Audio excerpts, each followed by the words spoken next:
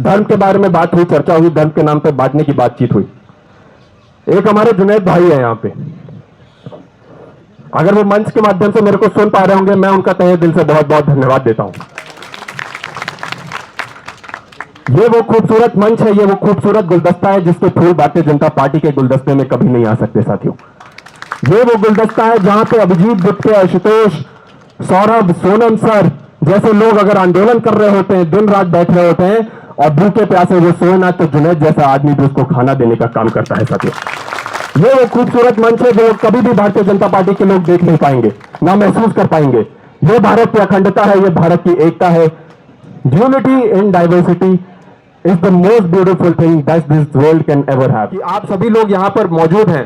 मैं विभिन्न जगह एस्पिरेंट्स अड्डा एक प्रोग्राम है मेरा, मैं अपने एस्पिरेंट से मिल रहा हूँ, अपने नौजवानों से मिल रहा हूँ, और कई लोगों ने हमको कई पेपर से रिलेटेड इश्यूज दिए, चाहे वो नीट का मुद्दा हो, यूपीएससी का मुद्दा हो, आपके एसएससी का मुद्दा हो, पीसीएस का मुद्दा हो, टेट का मुद्दा हो। इतने सारे पेपर्स हमारे पास हैं, इतने सारे मुद्दे हमारे पास हैं, लेकिन आज 17वां दिन हो गया और कितने महीने हो गए, लेकिन ये सरकार सुनने का काम नहीं कर रही।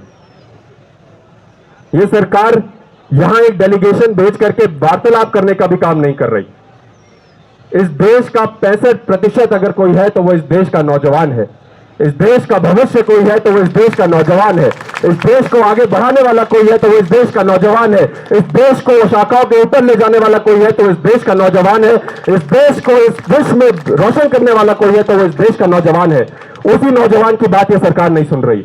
आज हम आपके बीच यहाँ पे आए हैं आपकी मदद करने के लिए, आपकी समस्याओं को सुनने के लिए, क्योंकि मुझे भी बहुत पहले लगा था कि शायद समय बहुत हो जाएगा और जैसे जैसे समय बीत जाएगा शायद प्रेशर बहुत बनेगा और प्रेशर से सरकार आप लोगों से वार्ता करेगी। लेकिन ये सरकार ना सुनने के लिए तैयार है, ना रिएक्ट करने के लिए तैयार है। तो अब की जो मॉनसून का सत्र आ रहा है तो हम भी सुनने के लिए तैयार नहीं है, हम भी रिएक्ट करने के लिए तैयार नहीं है। हम अपनी बात वहां तक पहुंचाने के लिए बिल्कुल वाजिब है।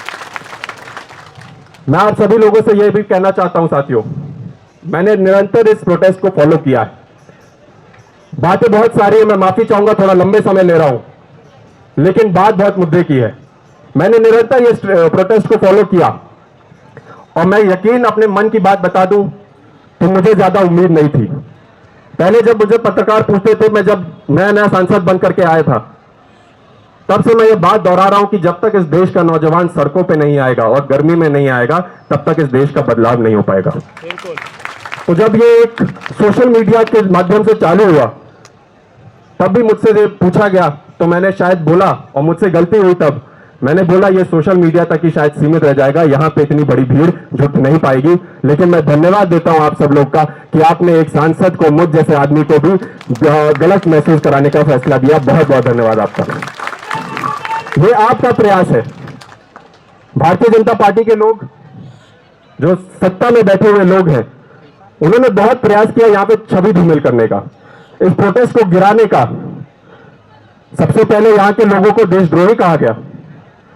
वाजिब मांग को लेकर के, अपनी परिवार की मांग को लेकर के, अपना बस्ता खुद अपने कंधे पे टांग करके यहां पे कोई प्रोटेस्ट और भूख हड़ताल पे बैठा है, और उसी की सरकार जब उसको देशद्रोही बोलती है तो इससे नापाक सरकार मैंने आजीवन में कभी नहीं देखी साथी। मैं उनसे पूछना चाहता हूं, जब 2012 में पेट्रोल डीजल के दाम को लेकर के यही सरकार जो आज सत्ता पे बैठी है, इन्होंने भारत बंद किया था। यही सरकार में कोल स्कैम के लिए, कॉमनवेल्थ स्कैम के लिए और अन्य यूपीए सरकार में कई स्कैम के लिए आंदोलन किए थे। क्या वो देशद्रोह था? क्या तब वो देशद्रोह में थे? क्या वो देशद्रोही थे? तो आज जब नौजवान अपने हक अधिकार के लिए यहां पे खड़ा है, यहां पे प्रोटेस्ट कर रहा है और वाजिब मांग को लेकर के आपसे सवाल पूछना चाह रहा है, तो आप किस अधिकार से हमारे नौजवानों को देशद्रोही बता रहे हैं? आज जब यहां पर लोग बोलते हैं कि कुछ लोग यहां राजनीति करना चाह रहे हैं, कुछ लोग अपनी राजनीति चमकाना चाह रहे हैं, अरे जब धर्म के नाम पे, भाई को भाई से लड़ाने के नाम पे, खून को खून से लड़ाई के नाम पे राजनीति हो सकती है, तो अपने नौजवानों की वाजिब मांग को लेकर के भी राजनीति इस देश में की जाएगी साथियों। अपने नौजवानों की डिमांड बार बार रखने के लिए प्रोटेस्ट किए जाएंगे। चाहे वो ही राजनीति है तो राजनीति ही सही, चाहे हम राजनेता के रूप में आए, चाहे नौजवान राजनेता के रूप में आए, लेकिन अपनी मांग को लेकर के अगर राजनीति कह रहे हैं तो राजनीति ही इस देश को बदलने का काम करेगी। मेरे को एक चीज, बहुत खूबसूरत चीज बताई गई। धर्म के बारे में बात हुई, चर्चा हुई, धर्म के नाम पे बांटने की बातचीत हुई। एक हमारे जुनैद भाई है यहाँ पे, अगर वो मंच के माध्यम से मेरे को सुन पा रहे होंगे, मैं उनका तहे दिल से बहुत बहुत धन्यवाद देता हूं। ये वो खूबसूरत मंच है, ये वो खूबसूरत गुलदस्ता है जिसके फूल भारतीय जनता पार्टी के गुलदस्ते में कभी नहीं आ सकते साथियों। ये वो गुलदस्ता है जहां पे अभिजीत गुप्ते, आशुतोष, सौरभ, सोनम सर जैसे लोग अगर आंदोलन कर रहे होते हैं, दिन रात बैठ रहे होते हैं और भूखे प्यासे वो सोए ना, तो जुनैद जैसा आदमी भी उसको खाना देने का काम करता है साथियों।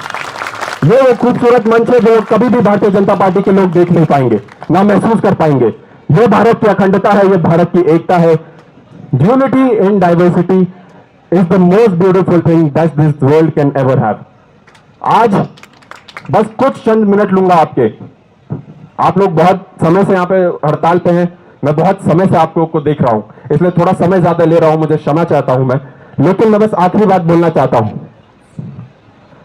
जिस तरीके से मैंने देखा कि इस प्रोटेस्ट में कल ही माइक पकड़ा करके, जेब में पैसे डाल करके लोगों को भेजा गया छवि धूमिल करने के लिए, चाहे इनकी छवि धूमिल करनी हो, चाहे आपकी छवि धूमिल करनी हो, या फिर इस प्रोटेस्ट की छवि धूमिल करने के लिए, उनसे मैं कहना चाहता हूं,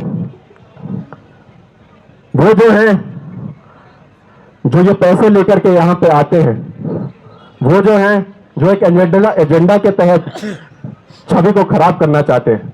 बहुत अफसोस ये बात है कि वो अपने ही लोग हैं, वो अपने ही नौजवान हैं जो हमारे पीठ में छुरा भोग करके चले जाते हैं। वो अपने ही लोग हैं जो अपने ही जिम्मेदारी लेकर के हमारे पीठ में आते हैं, हमसे सामने मिलते हैं तो हंसी मुस्कुराते हैं, लेकिन पीठ पीछे जाकर के पैसे लेकर के छवि धूमिल करने का काम करते हैं। उनसे मैं कहना चाहता हूं, वो एक समंदर खंगाल रहे हैं, वो एक समंदर खंगालने में लगे हुए हैं, वो एक समंदर खंगालने में लगे हुए हैं, हमारी कमियां निकालने में लगे हुए हैं। वो एक समंदर खंगालने में लगे हुए हैं, हमारी कमियां निकालने में लगे हुए हैं। वो जिनकी खुद की लंगोटियां हैं फटी हुई, वो हमारी पगड़ी उछालने में लगे हुए हैं। ऐसे लोगों से मैं कहना चाहता हूं, आपके मंसूबे कभी भी सक्सेसफुल नहीं होंगे। ये प्रोटेस्ट चलता रहेगा, ये नौजवान खड़े रहते रहेंगे, और जिस तरीके से आप सब लोग यहां पर मौजूद हैं, मैं यही कहना चाहूंगा कि एक बहुत इंपॉर्टेंट तारीख आ रही है, 20 जुलाई। 20 जुलाई जब आप लोगों को, इन लोगों को आपका पूरा समर्थन चाहिए। 20 जुलाई जो लोग यहां पे कभी नहीं जोड़ पाए, वो भी आपके माध्यम से आने का काम करें। मैं आपके साथ चल करके संसद भवन में जाऊंगा, मैं आपको वादा करके जाता हूं। ये प्रोटेस्ट संसद, कहा जाता है ना कि जब सड़कें सूनी हो जाती है तो संसद आवारा हो जाता है। मैं आपका धन्यवाद देता हूं, आपने सड़कें सूनी करने का काम नहीं किया, मैं संसद आवारा करने का काम नहीं करूंगा साथियों, आपके साथ चलने का काम करूंगा। आप लोगों ने जितने लोगों को बुलाया है, जितने सांसद आए हैं, जितने सांसद आएंगे, आप सभी लोगों के साथ खड़े रहने का काम करेंगे, आप सभी लोगों की आवाज उठाने का काम करेंगे। और मैं यही कहना चाहता हूं कि हमको धैर्य से काम लेना है, हमको कॉन्स्टिट्यूशनली ये लड़ाई लड़नी है। जिस तरीके से मैं बोल रहा हूं, इनका तंत्र बहुत मजबूत है। आप बस जिगर में जान और हाथ में संविधान लेकर चल देंगे तो इनका हमारा कोई बाल बाका नहीं कर पाएगा साथियों। आखिरी में बस मैं खत्म करते हुए ये कहना चाहता हूं कि एक मूवी बनी थी 3 इडियट्स, और उसके किरदार हमारे सामने, सोनम सर, उसमें एक डायलॉग था, कामयाबी के पीछे मत भागो, काबिल बनो, काबिल बनोगे तो कामयाबी झक मार करके आपके पीछे आएगी।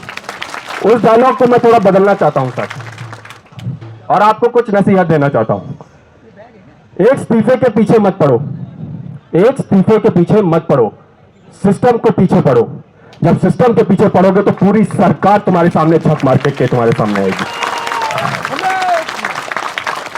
सोनम सर, जैसा उस मूवी में कहा गया है, और मैं आप सभी लोगों से निवेदन करना चाहूंगा, मेरी आखिरी पंक्ति है कि आप डटे रहिए, बढ़ते रहिए, और जब संसद के सदस्य आपके प्रोटेस्ट के साथ मिल गए हैं तो दिल पे हाथ रखकर मैं भी बोलना चाहता हूं, ऑल इज वेल। तो आप सब लोग भी दिल पर हाथ रख करके एक बार मेरे सामने 3 के बाद बोलिएगा, 1 2 3, ऑल इज वेल। बहुत बहुत धन्यवाद साथियों, जय हिंद, जय संविधान, इनकलाब जिंदाबाद।